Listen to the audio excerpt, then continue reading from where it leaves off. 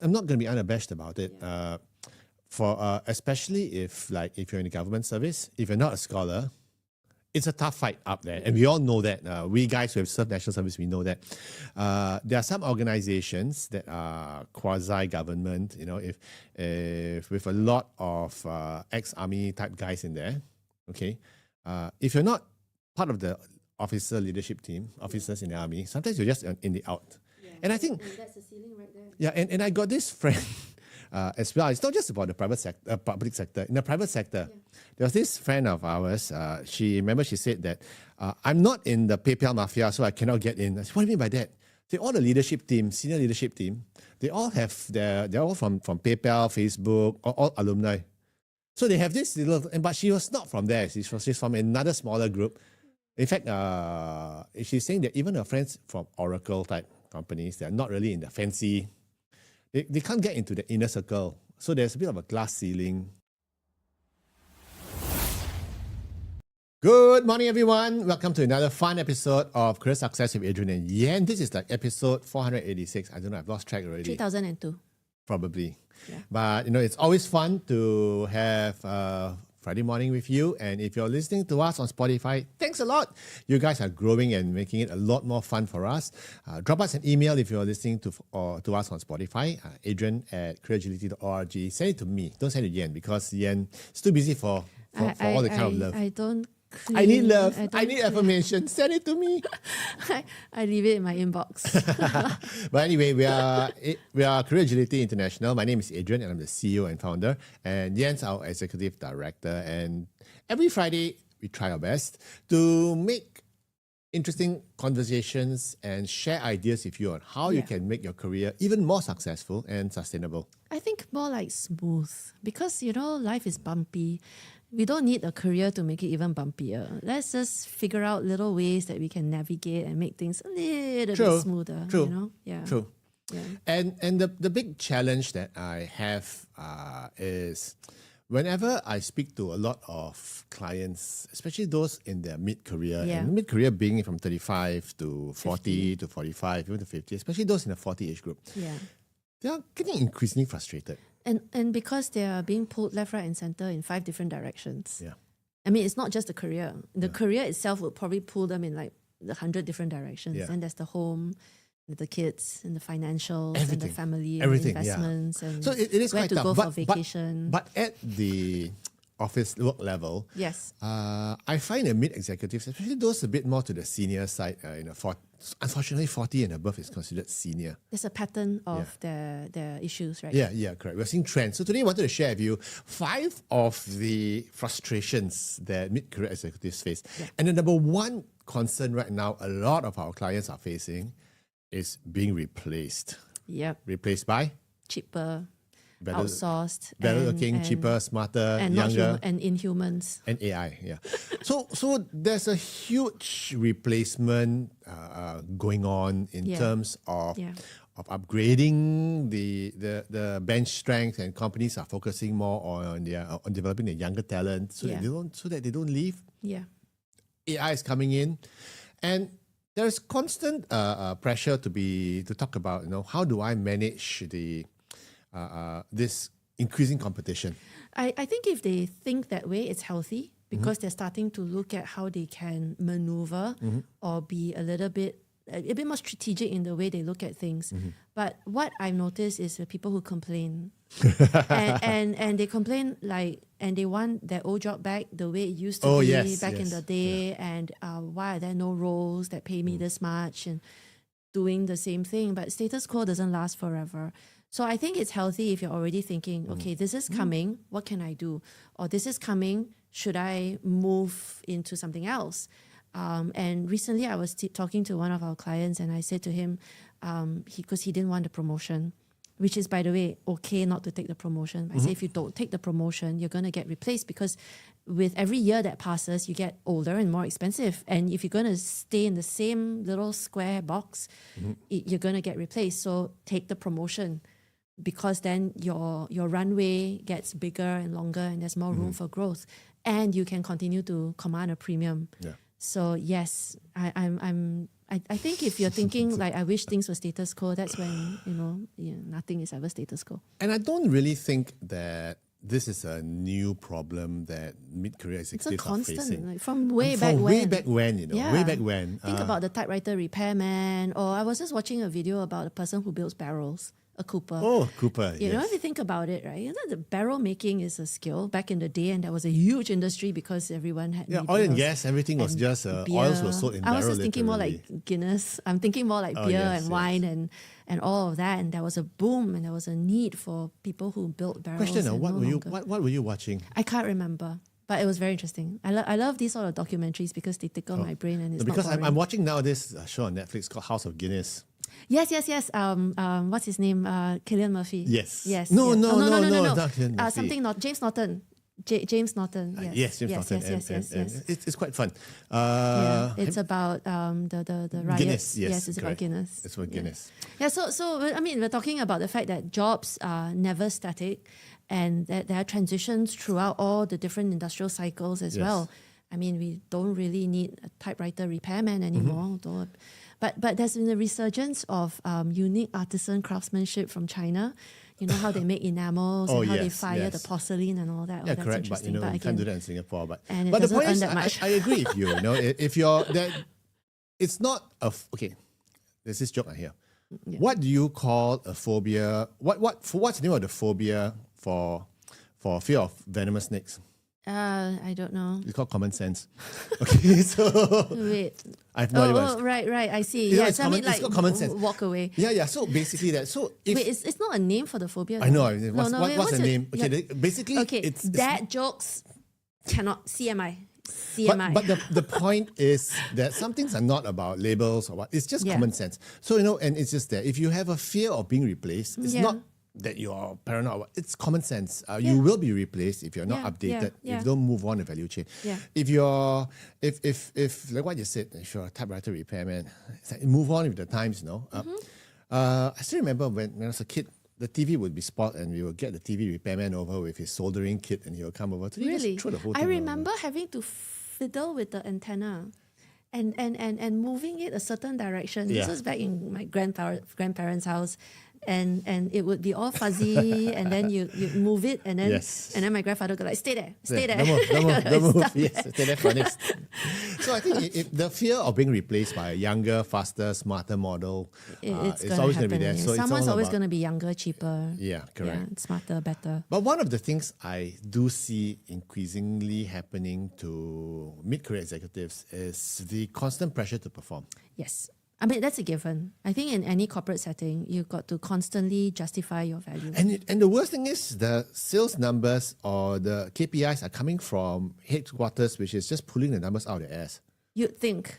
But hopefully they have some it's just like, consumer numbers. We need to have 40% increase because the CEO wants to buy a new From yacht. our perspective, when we look that way, we're probably going to say, these numbers came out on thin air. Yeah. But sometimes from where they are coming from, I mean, maybe they're trying to have Asia... make up the numbers for Europe. Yes, correct. And just pull up. So there's always a constant pressure to perform. And the worst thing is there is not just a constant pressure to perform like 20% more. You're given 20% fewer resources to do it. So what can we do about that? Great. No, just kidding. I think it's about working smart. Okay, working smart, like what we said in the previous episode, focusing on the right actions to take rather than just being busy chasing. So the right actions to take would be to make sure that the leaders know I exist, and that I look after the leaders, and that I manage their expectations, and hopefully they love me more than the next guy, so that if anything happens, they won't love him so much, then I would survive.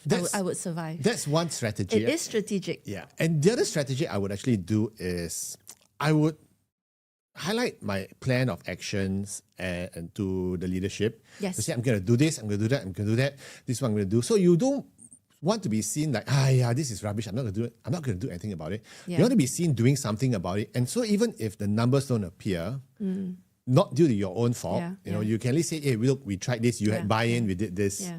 And one of our clients, she recently landed. I'm so proud of her. because she was out of the market for a while. Having landed, she was talking to me about the work plan that she put in place and all that, and how everyone was so impressed because she was trying to organize something that was very messy. So yes, putting a work plan together is always a great idea. Running it through with the leadership, making sure that everyone's aligned, and there's a long-term work plan, then there's the shorter-term work plan, and then there's the immediate work plan. Yeah. And I think that's really healthy. And you have to nonetheless to hit your targets, or at least near completion of your targets. If you're I'm just also wondering about the psychological part of it, because if you face this constant pressure and go OMG, and then you're complaining all the time, and then you're unhappy, I don't think that's healthy. But if you go like, it is a normal thing, it's expected. So then you have a more... But if the targets are unreasonable. But I think in many cases, most of the time, it's not unreasonable. I think if your thinking is unreasonable, then it is unreasonable. Yeah. Most of the time, I think everyone is kind of reasonable as to what the KPIs are. Let's not talk about sales for now, and not that unreasonable quota that we keep talking about. I'm just saying, like, for a normal executive joining a new company, say doing risk management, or joining a new company being the financial accountant. But sometimes it's a bandwidth issue Sometimes it is, okay? Yeah. So then, but it comes with a mindset as well. Yeah. And if the mindset is, OMG, or the mindset is, okay, I can do this, it's very different. That's true. So knowing what to expect, and once you know what to expect, you have a healthy appreciation for the stress, which then becomes a healthy level of stress, and then you have a more mature conversation with your leaders around what's doable, what's not, and what's going to move the needle, what's not, and then, I mean, corporate life doesn't need to be crap, I'm just saying, sometimes it's a mindset, because if you project, right? If you project life is crap, then it's going to be crap. But if it's really crap, then make plans to exit. Yes. If you're head of department and you're managing a team of 5 and they're already stretched, and then they retrench 2 people, and suddenly you're doing 3 people's work. You're describing everyone's worst nightmare. Yeah, I'm swinging to the other end of it. So if that happens, then you come talk to us. Come talk to us. No, you're so gleeful. I think it's normal to be constantly asked to deliver because you are paid to perform a job. That's true. If there's no inefficiency, then I don't need you. That's true. Like what Queen says, under pressure. So yeah, I mean, it is what it is. The other thing that mid-career executives fear is, am I being priced out? Because a lot of times they're too expensive. Perceptibly to the market. I feel like there's always a constant pressure from employers to tell people they're too expensive. Instantly, it's like they look at the price of the item and they go, "Oh, you're too expensive. Put it down." Just to anchor something, just to set expectations. I was going to use an F word, but you know what I mean, right? It's almost like every recruiter that you're talking to is, before they even ask you the price, the immediate response is, "Oh, you're a bit expensive." Why? Why are you playing that game? And if you're not careful in playing that game, you can actually end up being too expensive, because we always talk about, whenever we talk about people being too expensive or too cheap, we don't talk about the price tag, we talk about the value. Yes. Because absolutely. if a $5 gadget can save you $10 worth of effort and time and money, it's worth it. But if a $20 gadget doesn't save you any money. Yeah, what's the point? And then it's just a shiny doodad. Sounds like something some stuff I buy over Shopee on the weekends. Useless, stupid things that, hey, it looks so nice to have that automatic. And then when it comes and it's no use. Yeah. Was it something you bought? The foot hammock? The foot hammock. No, I still have it, but it's quite fun. But I bought this garlic crusher. The washing is worse than the washing. It looks so nice, so easy. It's silly. Apply so much pressure. In the end of the day, I threw it away. I've seen it. It's stupid. Yeah. It's stupid. So ultimately, I was like, just use the big chopper and just flatten the garlic. I paid $8 for it. But the point is this: it's not about how expensive you are; it's how much value you create. Yes. So if you can create $100 value with a $30 item, I'd buy the $30 item instead of the $5 item, which only increases a $10 value. Yeah. So if you are being paid $300,000 a year, make sure you can bring in $1 million worth of value or more. Yeah. And that's how you ensure that you don't get priced out of the market. But you have to be realistic as well, because sometimes if you're not careful, if your skill sets are not up to date as well, Yeah. then once again the value drops, and then people are not going to pay for I've you. met people who feel a bit of guilt, who say things like, I can't believe I'm being paid to do this. Because they realize that the work is not as hard. Okay. Sometimes it's nice if you're in that space. It's nice. It doesn't last but very long. the party though. doesn't last forever. It doesn't last very doesn't long. last forever. Yeah. And one feedback which I got from this lady, she was telling me that she's a senior executive, and she says that this organization does not give me the professional development that I want, the training that I want to have. My question is, did she ever have a discussion with her learning and development and her HR?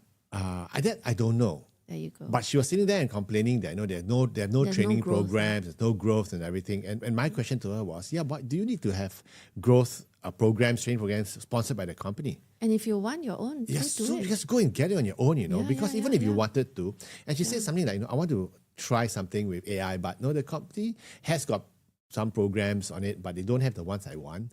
They say you should ask. Or do it on your own. Why are you saying that sounds like a bit of a whining. Yes, she was whining. She was whining. She got a big hard rap on the knuckles from me. It was an excuse. You're Singaporean. You have your skills future. I think, if you're Singaporean, but I feel like if they don't get the support they need from their leaders and the investment, sometimes there is some truth to that. But don't just sit there and cry. Yeah. Do something about it. And there's some validity to those whining messages which I get, because sometimes the executive is not saying that they're not offering the courses or they're not sponsoring the courses because I can pay for myself, but the bosses don't give them time off to do it.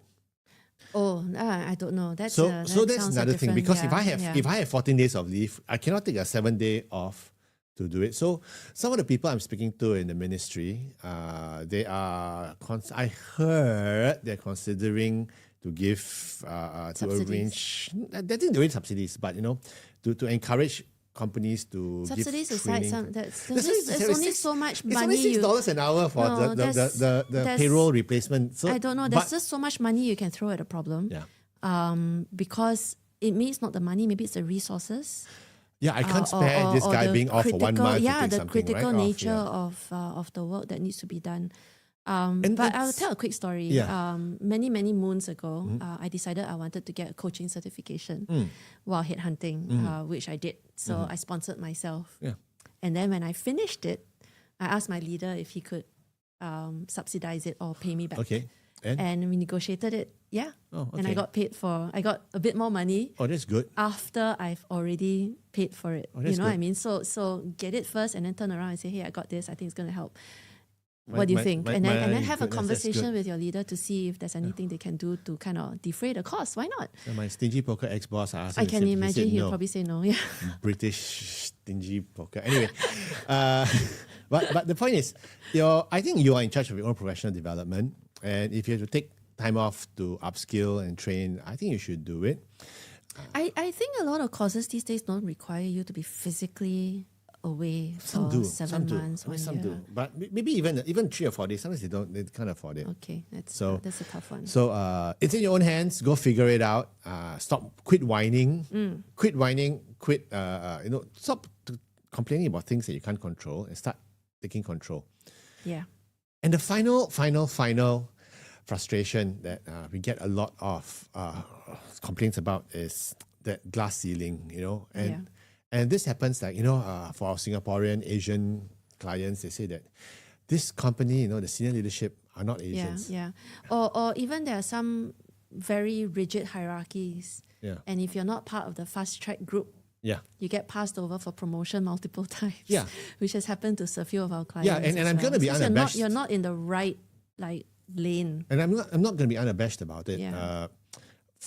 Especially if you're in the government service, if you're not a scholar, it's a tough fight up there. We all know that. We guys who have served national service, we know that.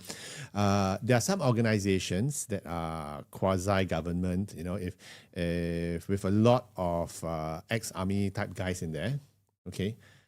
If you're not part of the officer leadership team, officers in the army, sometimes you're just in the out. Yeah, and I think that's the ceiling right there. Yeah, and I got this friend as well. It's not just about the public sector. In the private sector, Yeah. there was this friend of ours. She said that I'm not in the PayPal mafia, so I cannot get in. I said, what do you mean by that? All the leadership team, senior leadership team, they're all from PayPal, Facebook, all alumni. So they have this little, but she was not from there. She's from another smaller group. In fact, she's saying that even her friends from Oracle type companies, they're not really in the fancy. They can't get into the inner circle. So there's a bit of a glass ceiling.